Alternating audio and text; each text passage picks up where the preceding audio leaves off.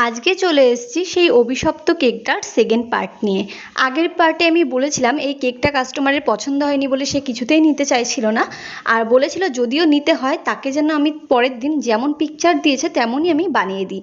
তবে তার পরের দিন সকাল সকাল আমাকে এক্সাম দিতে চলে যেতে হতো বলে আমি কেকটা আর বানানোর সময় পাইনি।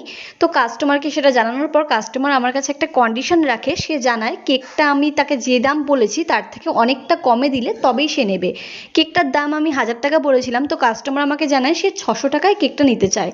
তো আমার এই কেকটা যতই দেখতে তার পছন্দ না হোক, কিন্তু কেকটা বানাতে যেহেতু আমার অনেকটা খরচ হয়েছে, সেই দামটা কিন্তু আমার উঠছিল না। 600 টাকাটা ভীষণই কম হয়ে গেছিলো।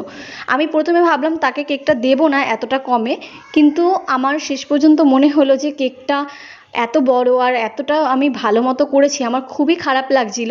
তাই আমি তাকে শেষ পর্যন্ত 650 টাকায় কেকটা সেল করে দিই। তোমাদের কেমন লাগলো ভিডিওটা জানি।